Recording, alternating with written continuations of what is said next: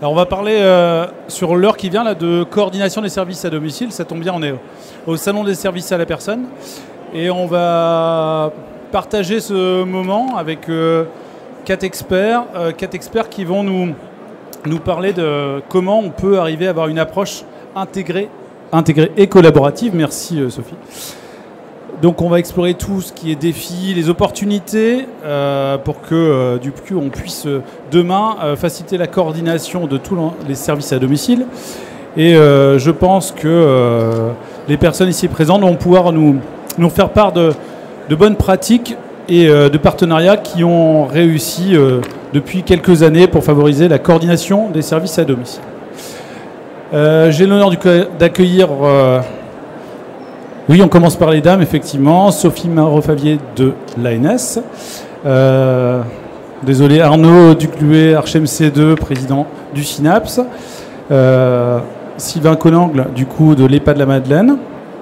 Et Didier Pagel, du GCSMS Bienveillir en Ile-de-France. Pour commencer, l'honneur aux dames, toujours, désolé Sophie. L'ANS, encore des acronymes, hein.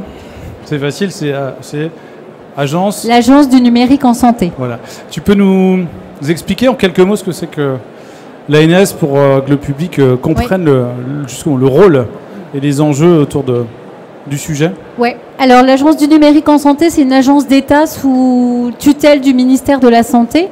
Et c'est l'agence qui s'occupe de tout ce qui est transformation numérique autour de la donnée de santé. Donc dès qu'il y a de l'échange et du partage de données de santé, eh bien, il faut respecter, il faut gérer des normes. Et donc, l'ANS a pour rôle de définir ces normes, alors de sécurité, d'échange de données de santé, de partage de données de santé.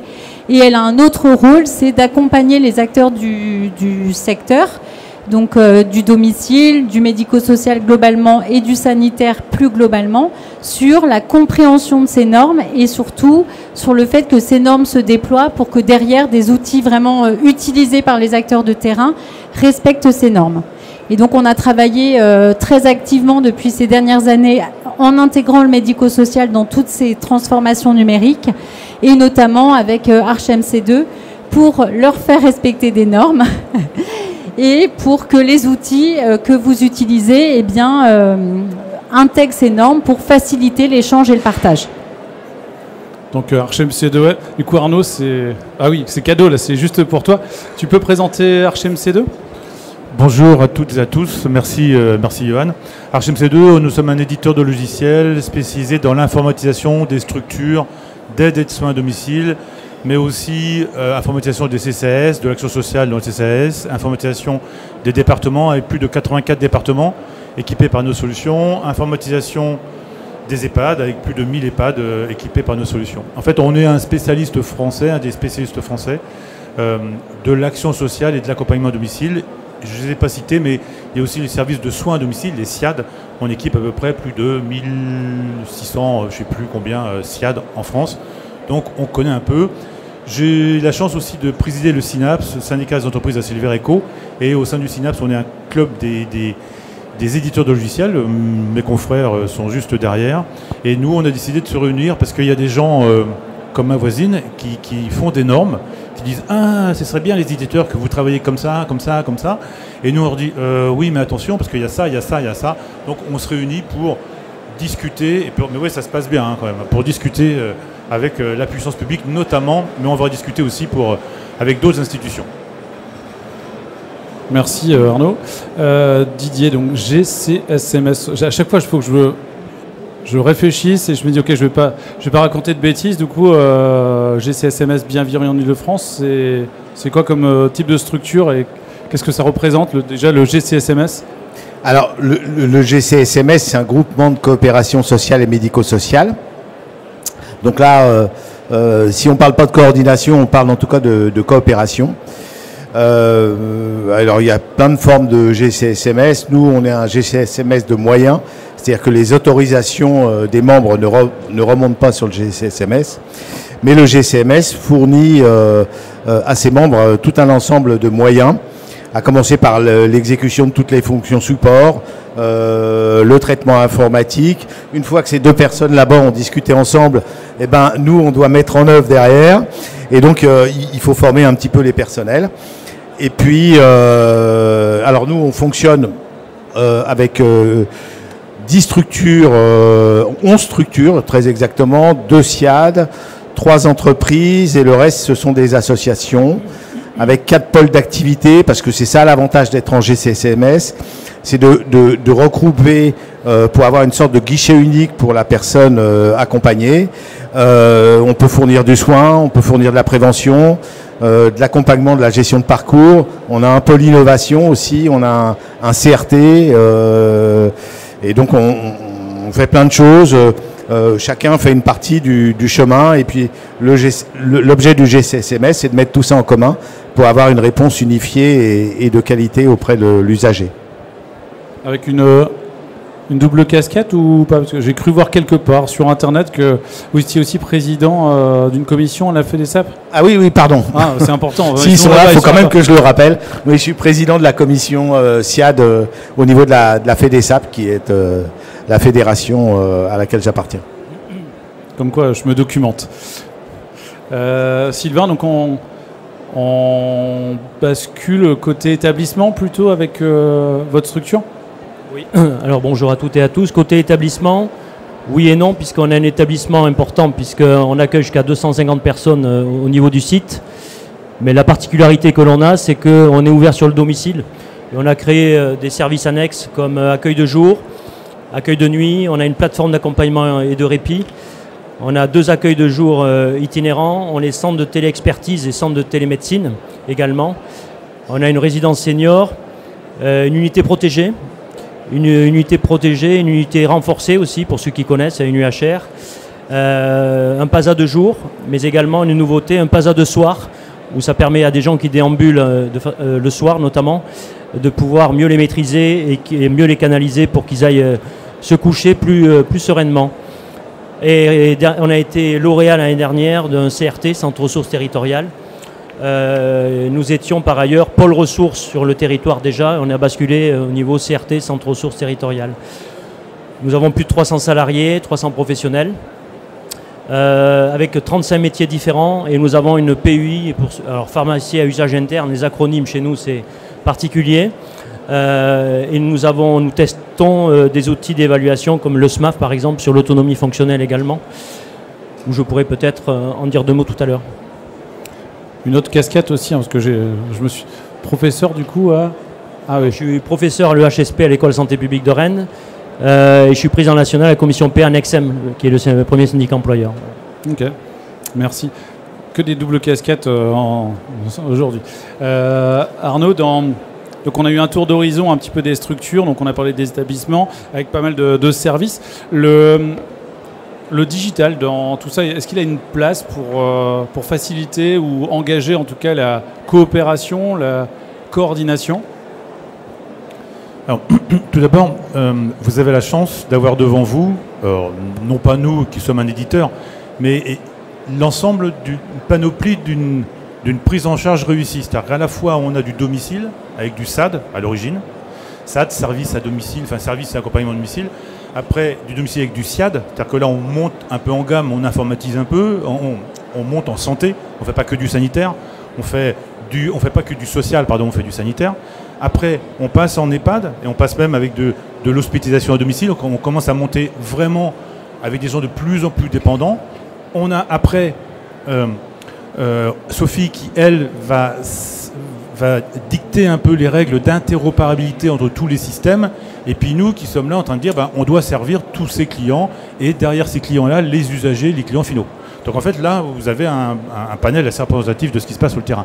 Alors l'informatique, je veux dire les systèmes d'information, ça a toujours été, moi je suis un des fondateurs d'Apologique, et on a créé ça au siècle dernier. C'était en 88, mais j'étais juste majeur. Hein, et on équipait déjà les services d'aide et de soins à domicile pour les personnes âgées. Donc on fait ça depuis longtemps. Mais aujourd'hui, c'est de plus en plus vrai, de plus en plus marqué, puisque non seulement on a des systèmes de facturation, gestion de planning classique, mais aujourd'hui avec les smartphones, on demande de plus en plus de mobilité. Aujourd'hui, les aides à domicile, les intervenantes à domicile, elles aussi consultent les plannings donc en mobilité. Et vous avez un truc magique qui arrive là, qui va sauver la Terre, l'humanité et le reste, qui s'appelle l'IA. Et donc tout le monde va vous parler d'IA. On va tous faire de l'IA dans peu de temps, vous allez voir. On a commencé, on ne l'a pas annoncé nous encore, mais on va tous faire ça bientôt. Et oui, non mais les systèmes d'information sont au cœur de la réussite de la prise en charge. Aujourd'hui, ces deux messieurs-là, 80, je vais dire une bêtise, mais c'est 80, 85, 90% de leurs charges sont des charges humaines, ce sont des charges de salaire, charges, etc., etc. En fait, j'allais dire 70% peut-être, quelque chose comme ça, et après le SI qui a un rôle important de sécurisation, etc.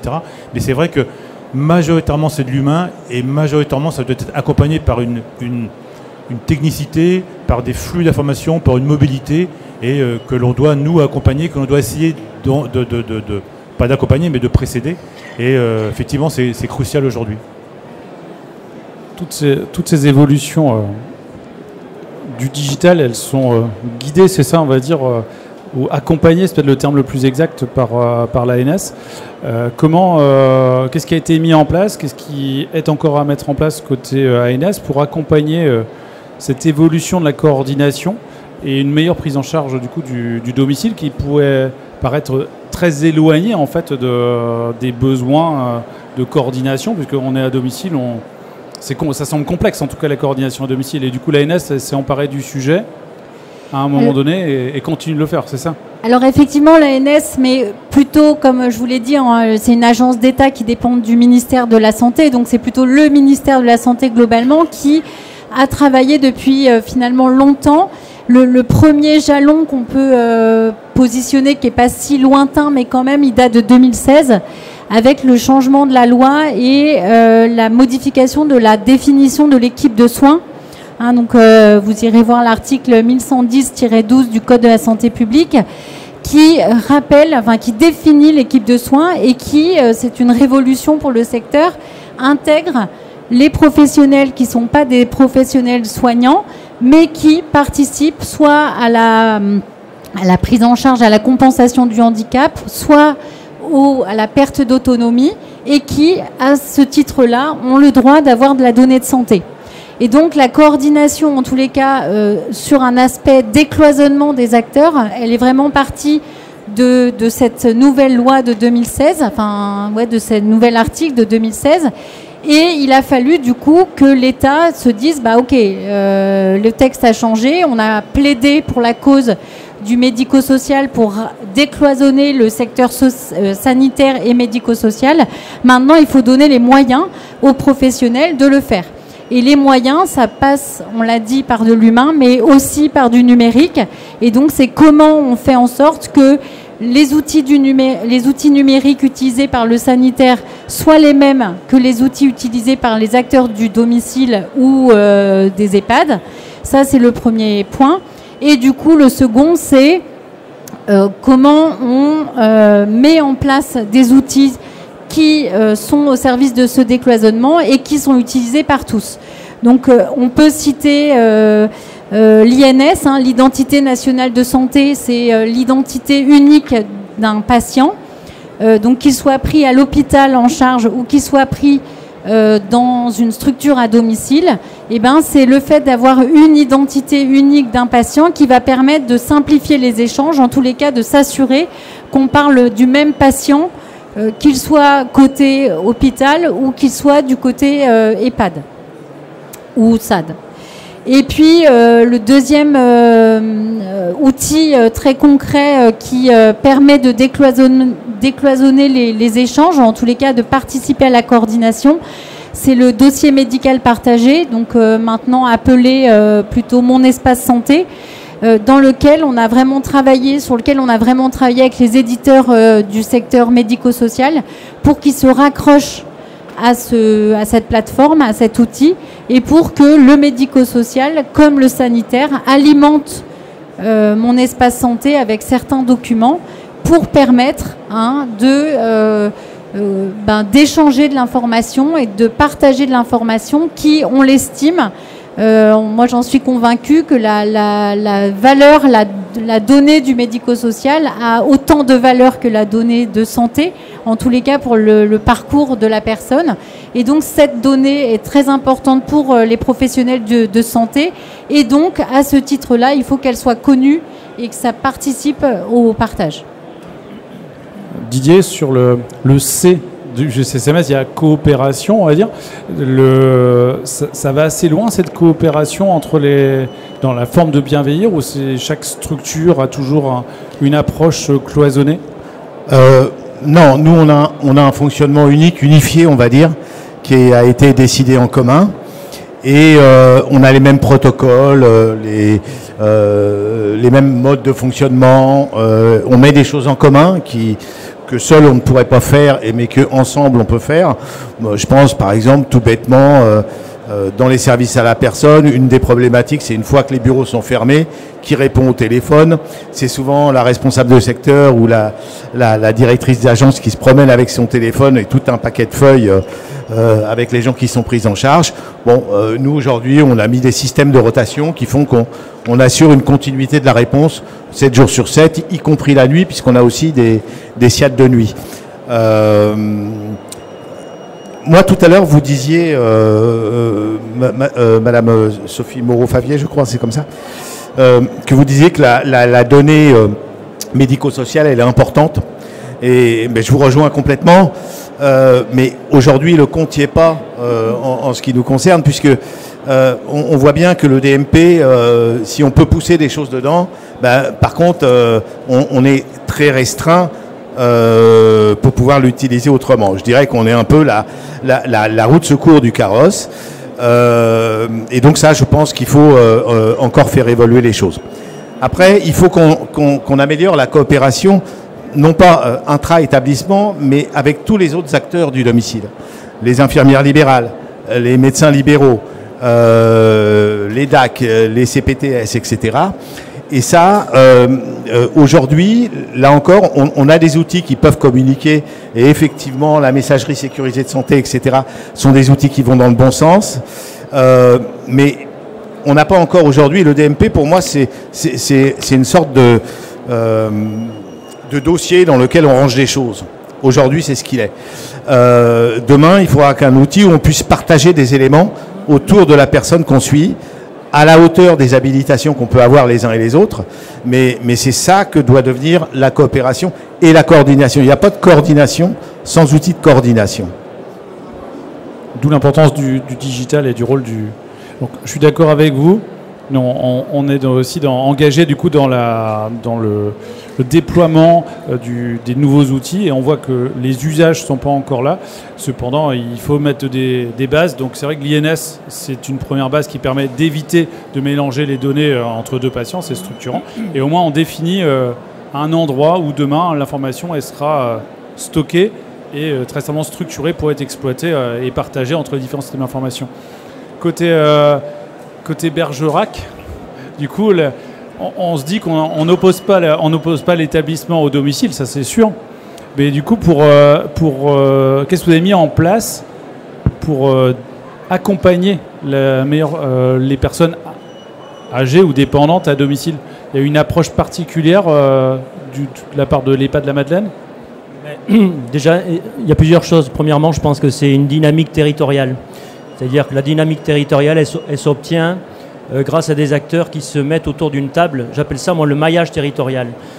Et lorsqu'on met tous les gens autour d'une table, on se rend compte de plusieurs choses. C'est que souvent, on ne se connaît pas. Ça, c'est la première chose.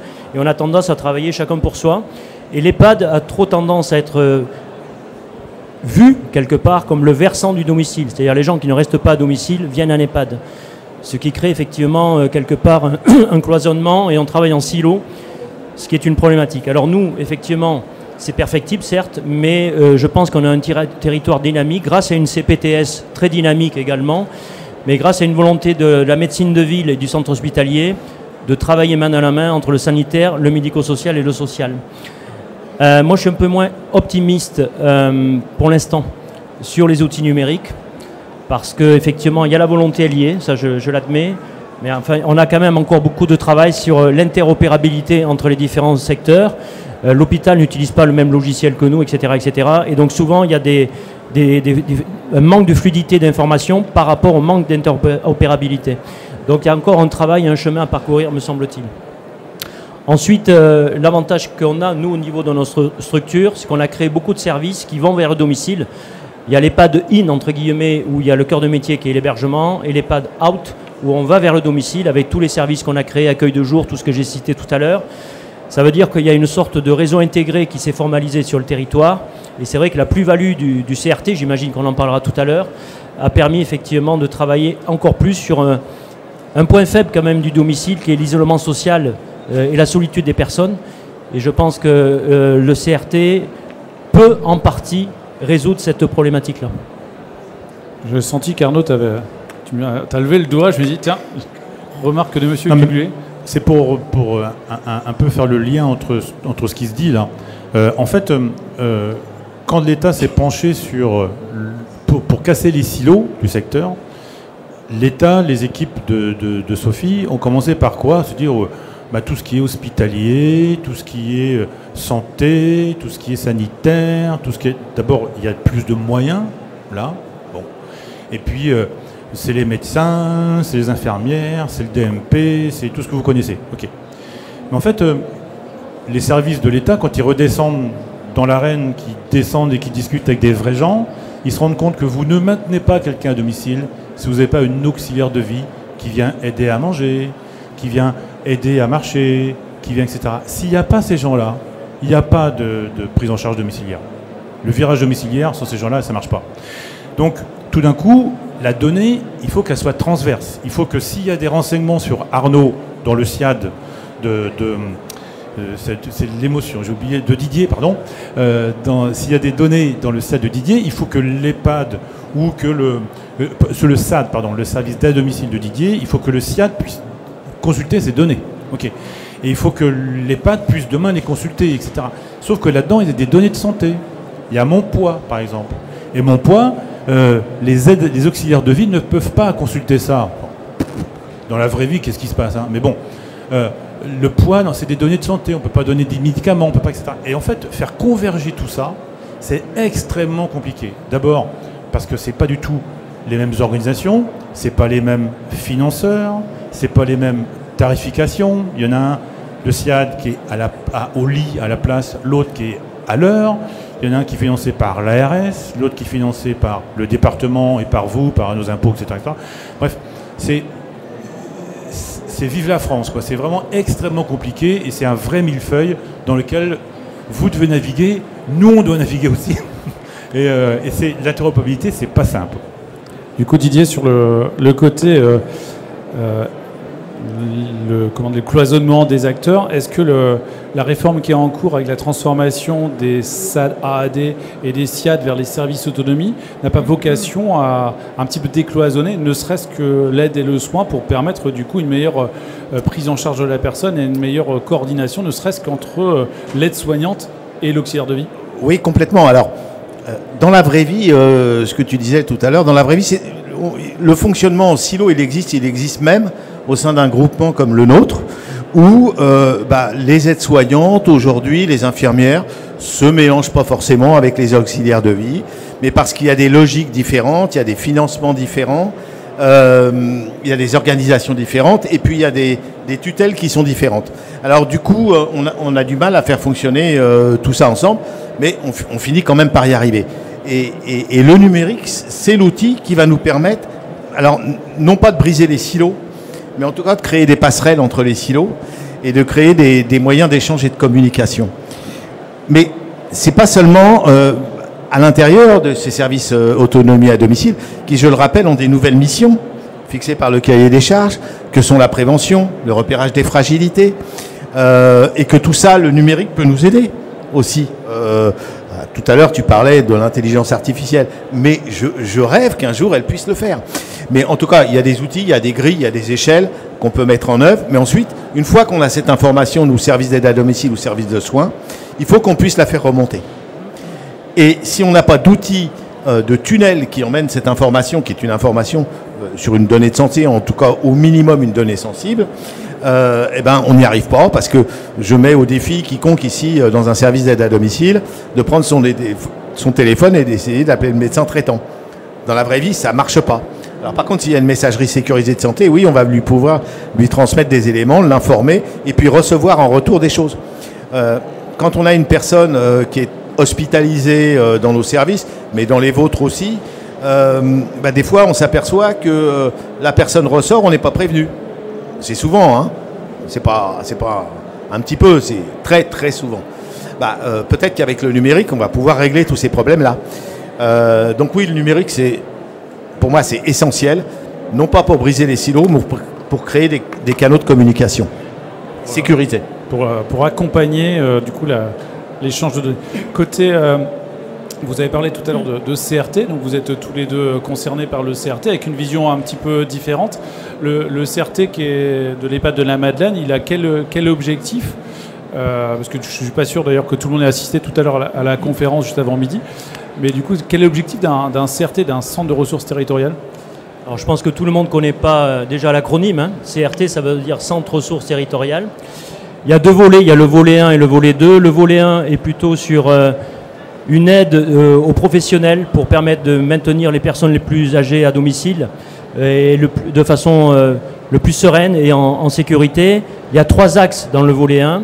Il y a premièrement faciliter l'accès aux soins, notamment par rapport à la désertification médicale. Alors, bien évidemment, il y a la télémédecine et la téléexpertise. Le deuxième volet, c'est l'appui aux professionnels dans le cadre de repérage de bonnes pratiques sur la prévention des risques TMS, notamment et RPS, qui constitue un véritable fléau pour le secteur médico-social, que ce soit à domicile ou en EHPAD. Et le troisième volet qui est très important, c'est ce que je disais tout à l'heure, la rupture de l'isolement, où beaucoup de personnes âgées à domicile souffrent d'isolement, voire de solitude. Et c'est quelque part issu aussi de cette volonté de maintenir à outrance, pour moi, les gens à domicile, même si des fois il y a des personnes qui ne souhaitent pas y rester, mais qui restent par peur, entre guillemets, de l'EHPAD, où les EHPAD aujourd'hui, on a une réputation malheureusement qui est à refaire. Notre image est fortement dégradée et du coup, il y a tout un travail à faire pour redorer cette image et de retrouver une véritable utilité sociale qui, entre guillemets, a disparu. Parce que trop souvent, ce que je disais, on voit l'EHPAD comme le versant du domicile, où il y a ce côté obligatoire de revenir en EHPAD parce qu'on ne peut pas rester à domicile. Et malheureusement, l'EHPAD, c'est autre chose, c'est retrouver du lien social, retrouver de l'utilité sociale au niveau des établissements. Le volet 2, c'est quelque part issu d'une expérimentation qui a eu lieu il y a quelques années sur ce qu'on appelle l'EHPAD à domicile, ou l'EHPAD hors les murs. Ça consiste effectivement, comme son nom l'indique, à déporter les autorisations d'EHPAD sur le domicile, pour nous les EHPAD, à sortir de nos murs et accompagner et sécuriser 30 personnes en file active pour qu'elles puissent rester le maximum à domicile de façon sécurisée. Alors bien sûr, ça renvoie à tout ce qui est auto numérique, tout ce qui est domotique, tout ce qui est téléassistance, mais également tout ce qui est visite à domicile, que ce soit ergothérapeute, psychomotricien, infirmière coordinatrice, voire également le médecin du CRT peut se rendre en domicile pour faire un bilan par rapport au fait qu'il y a une désertification médicale très ancrée sur le territoire. J'ai senti, Sophie, qu'il y a un poids quand même important sur le numérique, l'interopérabilité. Aujourd'hui, on a parlé d'INS, de DMP, donc ça c'est le constat à date. Il y a des ambitions plus fortes pour réussir à accompagner ce décloisonnement. Alors, tout à l'heure, il y avait un sujet sur l'interopérabilité pour dire ce que c'est l'interopérabilité. Hein. L'interopérabilité, c'est un langage commun entre plusieurs personnes. Donc, pour se parler, quand je parle français, a priori, vous me comprenez. Donc, le message est connu, reconnu, parce que vous avez les règles d'orthographe et de grammaire, et donc vous comprenez mon message.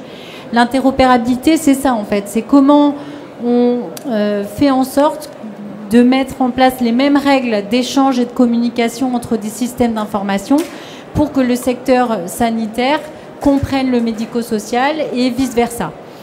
Aujourd'hui, et c'est ce qui a été dit, c'est vrai que on a fait en sorte que le médico-social et le sanitaire alimentent le DMP. Donc ça a été un gros travail les 2 dernières années d'alimentation du DMP, parce que s'il n'y a pas de données, on n'y va pas. Donc c'est un gros travail d'alimentation, et ça a fonctionné parce qu'il y a beaucoup d'alimentation aujourd'hui du DMP. Et l'enjeu qui est devant nous, c'est la consultation des DMP. Et donc la consultation du DMP, aujourd'hui, elle est possible pour les soignants, les professionnels de santé. Il y a un décret qui autorise les non-soignants à utiliser dans certaines conditions et à consulter le DMP dans certaines conditions, mais qui n'est pas encore mis en œuvre opérationnellement pour des questions de sécurité. Donc je suis d'accord que le DMP sera un outil utile, en tous les cas, sur un langage commun entre le social, le médico-social et le sanitaire, quand on aura les deux échanges, consultation et alimentation possible. Donc ça, c'était pour répondre sur la question interopérabilité. Après, l'interopérabilité, nous, on la conçoit au fur et à mesure aussi des innovations organisationnelles. Quand on voit les CRT arriver, notre objectif en termes d'État, c'est pas que encore de nouveaux outils se créent pour coordonner encore des structures entre elles. C'est comment on fait en sorte de modifier l'interopérabilité entre des outils, et une seule interopérabilité pour que des outils se parlent. Parce qu'un CRT qui est porté par un SIAD, par exemple, qui utilise le logiciel A, B, et un EHPAD qui contribue au CRT et qui utilise un logiciel A, l'objectif, c'est que chacun continue à utiliser ces outils, mais qu'on mette en place les bonnes normes pour qu'ils continuent à travailler ensemble pour cette patientèle-là, mais en s'échangeant les données utiles pour cette coordination-là. Et donc c'est tout l'enjeu de l'interop, c'est de ne pas encore créer des nouveaux outils, mais faire en sorte que les outils qui existent déjà sur le marché puissent communiquer entre eux pour s'échanger les bonnes données. Et là, quand vous nous entendez, là, vous dites ouais, le domicile, c'est la guerre des étoiles, quoi. Ça communique, ça essaye de machin, etc. Mais c'est pas vrai.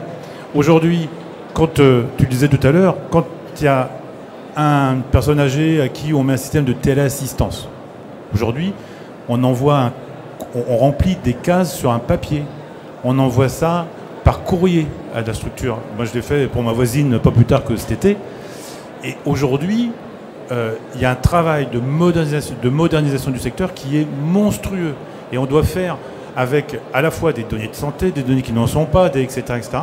Et en plus, on est en train de redonner, et c'est... Alors, moi, deux choses. D'abord, pour la première fois, je travaille dans l'édition des logiciels informatiques depuis pas mal de temps, vous l'avez deviné.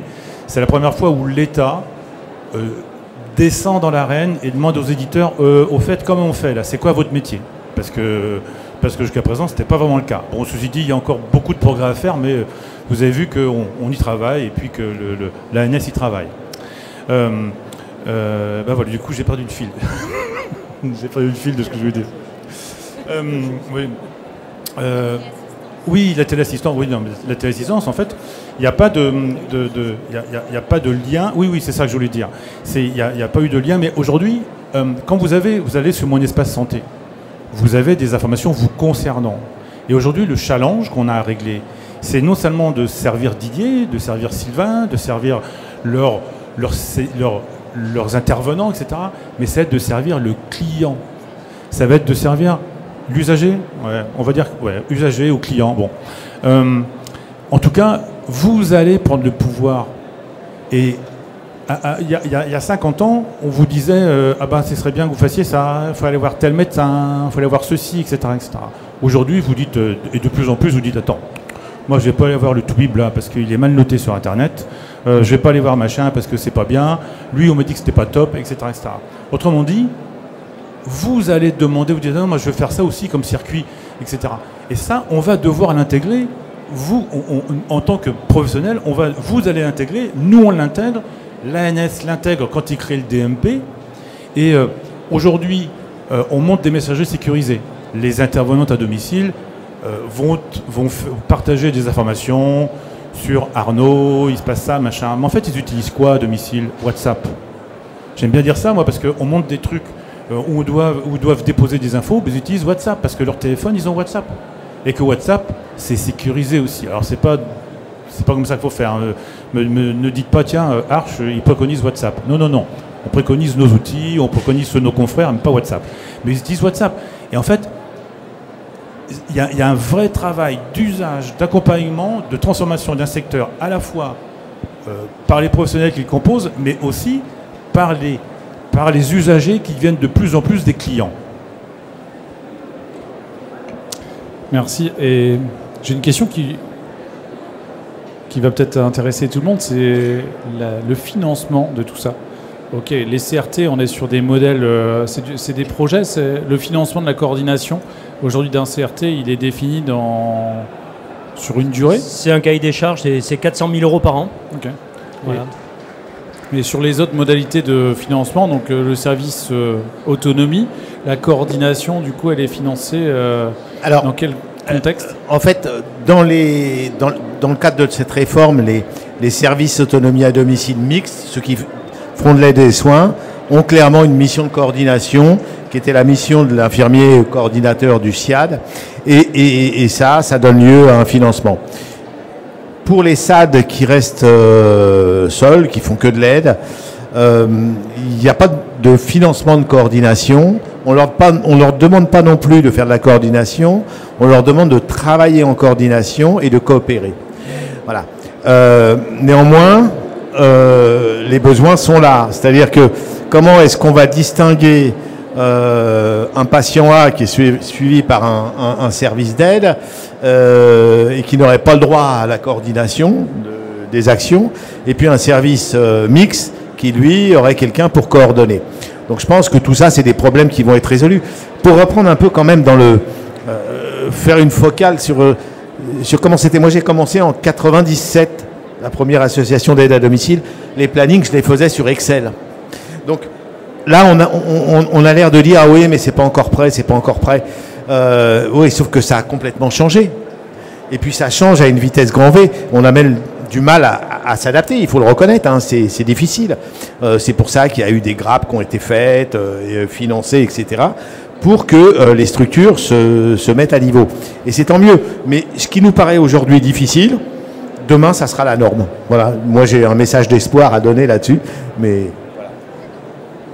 Ouais, merci. Et du coup, moi, j'ai l'autre sujet. Donc, est-ce que la multiplicité des gouvernances n'est pas un frein à la coordination? C'est-à-dire d'avoir le département qui est le financeur, l'autorité du SAD, avec du coup l'ARS qui est celle du SIAD ou de l'EHPAD. Est-ce que ça ne crée pas une complexité dans l'organisation, dans la gouvernance, j'allais dire indirecte? Alors, pour répondre juste sur les aspects numériques, c'est un vrai souci qu'on a devant nous. C'est-à-dire que l'État peut contraindre les éditeurs de logiciels, peut contraindre et travaille avec les agences régionales de santé qui sont l'État, l'émanation de l'État au niveau régional. Par contre, on n'a pas autorité sur les conseils départementaux. Donc, les normes là dont on parle sur l'échange de données de santé, etc., on arrive à travailler dans un cercle sur lequel on a autorité. Par contre, on n'a pas encore autorité sur les conseils départementaux qui sont maîtres de leur système d'information, de leurs échanges de données de santé. Et donc, sur ça, on a un cloisonnement sur lequel il faut qu'on travaille. Parce que, par exemple, on a imposé au service autonomie à domicile ou à tout secteur de travailler avec l'identité nationale de santé d'un usager. Donc, dans un SAD, maintenant, vous utilisez l'INS pour identifier un patient. Le conseil départemental n'utilise pas l'INS. Or, ils utilisent de la donnée de santé, ils manipulent de la donnée de santé et ils ne respectent pas la réglementation sur l'INS. Et donc, les échanges entre les départements et les SAD, par exemple, ne se fait pas sur ce dénominateur commun. On parlait du langage commun tout à l'heure. Ne se fait pas sur cette INS. Et ça, c'est un problème, un sujet, un souci qu'on a et les travaux qu'on doit mener pour abattre ces dernières cloisons de cloisonnement vous en parliez tout à l'heure, institutionnel finalement de la France. Oui, juste ajouter un truc. Aujourd'hui, on est dans un système à deux têtes un petit peu. Il y a la tête conseil départemental et puis la tête ARS. Bon, quand ils tirent dans le même sens, ça va à peu près bien. Mais quand il y en a un qui regarde à droite et l'autre qui regarde à gauche, ça commence à devenir difficile.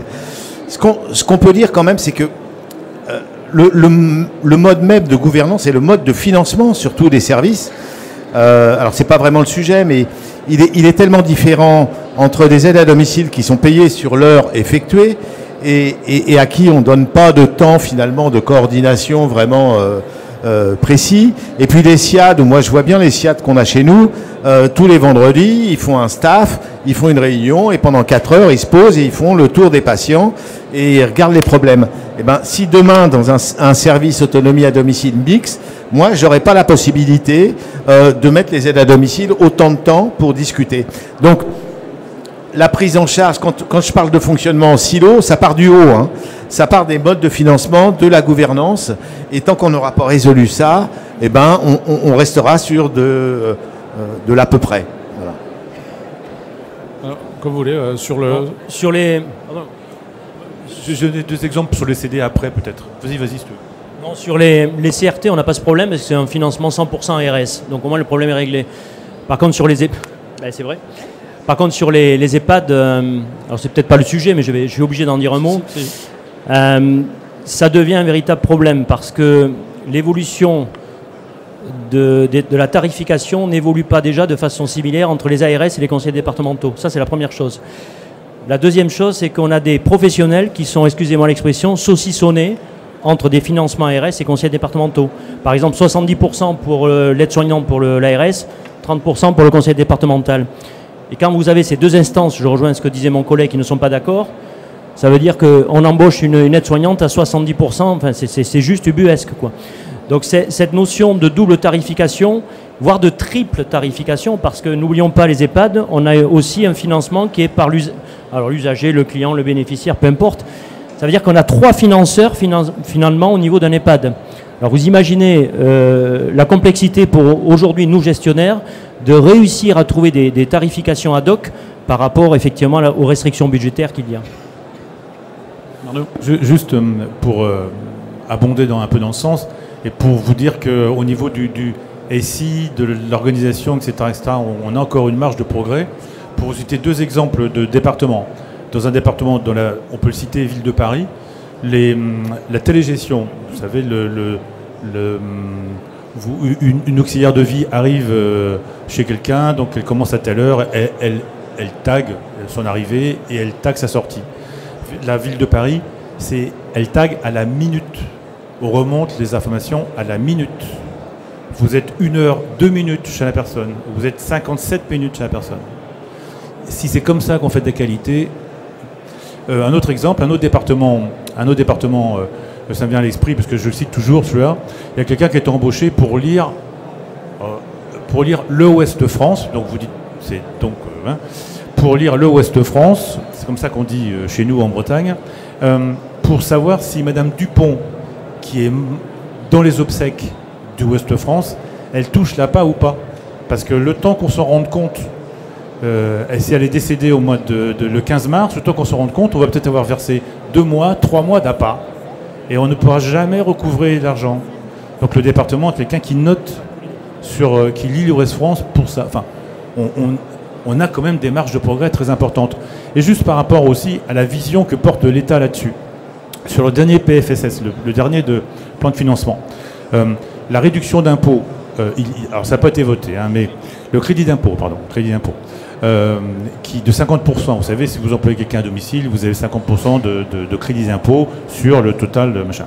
Il y a eu 2 professions qui, aujourd'hui, dont on a proposé l'exemption, c'est-à-dire ne plus être touché par ce crédit d'impôt, c'est la coordination et la téléalarme. Autrement dit, si moi j'ai un SAD et que je facture des heures de coordination, mes heures de coordination ne sont plus défiscalisables. C'est exactement ce dont on cause là. On dit que ça manque de coordination, qu'il faut de la coordination, et on propose de plus l'exonérer. Et pareil pour la téléalarme. quand vous avez quelqu'un à domicile qui commence à chuter, etc., le lien entre le domicile et l'établissement, c'est cet outil de téléalarme et d'assistance, etc. Si on supprime ça, mais c'est à ne rien y comprendre, quoi. Du coup, je suis un petit peu jeune dans le secteur. J'ai vu des... Ouais, si, c'est vrai. C'est pas vrai. Ça fait 20 ans que je suis dans le secteur. Alors, j'ai entendu parler... J'ai noté, parce que c'est compliqué, les acronymes. J'ai vu des clics, j'ai vu des Maya, des PTA, des DAC. On parle de CRT, on parle de SPDA, on parle de SAD. Comment? Ah, j'en ai un autre. T'as oublié PRPA. Ah oui. PTA, tu l'as dit. Oui. Ça fait beaucoup d'acronymes et tout ça, c'est des modèles qui ont disparu, qui ont été remplacés par d'autres. Votre vision, du coup, à expert du terrain, c'est le modèle de demain. C'est quoi? C'est le CRT? C'est une forme différente de coordination avec un nouvel acronyme où il y a vraiment ce qu'on a créé, ce qui existe aujourd'hui, c'est la réponse. Où il manque encore quelque chose. Allez dans l'ordre comme vous voulez. Hein. Bon, pour moi, la coordination, c'est un petit peu comme la prévention. On en parle, tout le monde en parle, mais on ne sait pas quoi mettre dedans. Parce que tout le monde a une mission de coordination. Vous l'avez cité, des coordinateurs, il y en a beaucoup. Mais au final, qu'est-ce qu'il faut? Il faut juste qu'on coopère. Finalement, est-ce que la coordination, c'est pas les outils numériques qui vont nous la donner, la bonne coordination? Chacun à sa place, dans son rôle, mais ensemble autour du patient. C'est ça pour moi la bonne coordination. C'est pas un qui va diriger, qui va piloter et qui va dire aux autres comment faire leur travail. C'est pour ça que moi je parle de coopération. Vous parliez du CRT. Ce que j'aime dans le CRT par rapport à d'autres dispositifs comme les DAC et des choses comme ça, c'est que finalement on parle pas de coordination, on parle d'appui aux professionnels. C'est ça qui est intéressant pour moi dans la vision du CRT, c'est qu'un CRT il vient en appui aux professionnels avec des ressources que n'ont pas les professionnels du terrain et qui leur apportent en complément. Ce qu'il faut, c'est aider les gens. Il faut qu'on nous fasse confiance, nous professionnels de terrain, qu'on nous aide à bien faire notre métier, que le numérique participe à ça, que les dispositifs d'appui participent à nous aider et nous apportent des nouveaux services, mais qu'on arrête à vouloir nommer un coordinateur. Le coordinateur du parcours de soins, c'est le médecin traitant. Le coordinateur des SIAD, c'est le... Oui, on coordonne en interne, ça c'est normal, on doit tous le faire. Mais il faut arrêter de chercher un coordinateur autour de la personne âgée. Il y a déjà la personne de confiance, il y a déjà les tutelles ou les curatelles quand elles sont nommées. Et derrière, moi, il faut juste qu'on collabore. Voilà. Sylvain? Parce que je pense qu'il y a une évolution dans les acronymes. Bon, on n'a pas assez de temps pour apporter les plus-values ou pas de ces évolutions-là. Moi, je portais la Maya, DAC, PTA, CRT, etc. Bon. Aujourd'hui se pose le questionnement quand même central, le lien et la coopération entre le CRT et le DAC. Ça, c'est un véritable questionnement pour ceux qui... Moi, je porte un CRT et c'est vrai que comment on appelle ça, la limite entre les deux, il faut absolument conventionner et absolument être ensemble dans les commissions. Autrement, l'un marche sur l'autre si on ne fait pas attention.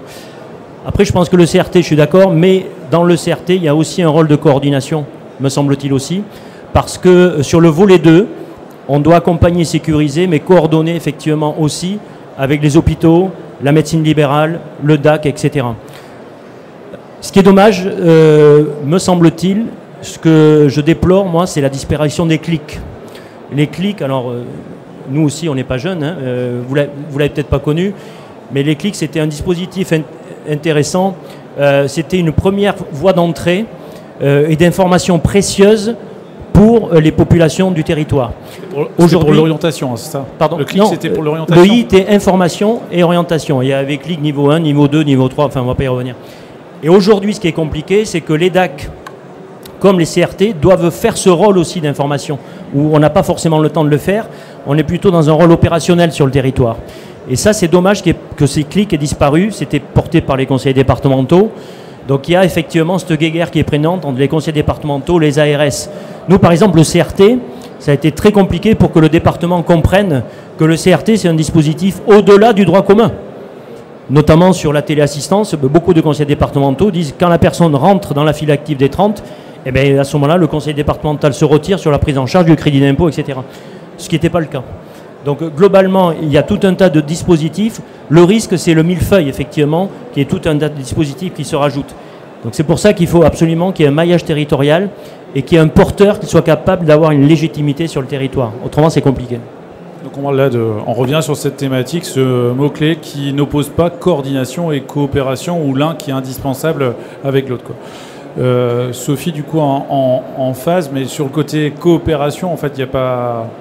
L'ANS n'a pas grand-chose à porter. La coopération, elle est territoriale. Elle doit peut-être être redescendue sur peut-être sur l'ARS et sur ce rôle d'accompagnement qui est porté par ce qu'on appelle, encore notre acronyme, attention, les grades, c'est ça ?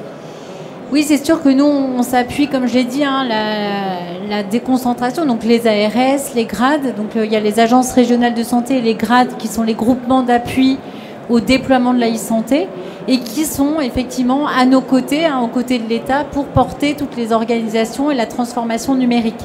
Et eux aussi le disent, donc ils accompagnent à la fois les acteurs de terrain jusqu'au professionnel lui-même, pour connaître les outils numériques, pour comprendre, mettre en place la télémédecine par exemple.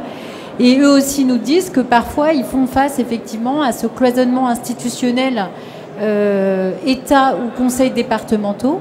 Et donc leur rôle est parfois limité parce qu'un conseil départemental, parce que c'est porté par l'ARS, se met en retrait, alors que au final, on parle quand même d'usagers, de citoyens. Et le citoyen, il s'en fiche en fait de savoir si c'est porté par un financement État, un financement département, un financement régional. Je veux dire, on devrait en fait mettre plus, se mettre plus à hauteur d'usager, se dire peu importe en fait d'où vient le financement, qui le fait. Le principal, c'est comment on répond aux besoins de l'usager, quoi. Mais c'est l'histoire, quoi. C'est 1945, on crée les mutuelles, l'État s'occupe de tout, l'État est omnipotent, il organise pour vous, etc. Et puis tout d'un coup, non, aujourd'hui, des smartphones, vous dites, faut que je choisisse, etc. Là, je vois dans la salle quelques clients à nous. Les structures d'aide à domicile aujourd'hui, comme tu peux représenter, Didier, devraient avoir la Légion d'honneur, parce qu'entre les demandes, les CEPOM dans les départements, l'État, les statistiques de fédération, les machins, etc., mais ils passent plus de temps à faire l'administratif qu'à s'occuper de leurs clients, de leurs usagers. Donc en fait, et aujourd'hui, si on vous dit combien il y a de personnes dépendantes en France, le chiffre, on a une estimation, mais le chiffre, c'est... parce que pour savoir combien d'heures faites dans tel moment pour telle personne, pour tel gire, pour tel, etc., il y a des données partout, on va dire, c'est fiable, mais on a des données partout, plus ou moins fiables, et toujours mouvantes, et aujourd'hui, on est en face d'un mur informatique à ce niveau-là, en tout cas. Si je peux rajouter une chose sur les temps, il faut se souvenir que quand la grille Agir a été créée par Vettel et consorts,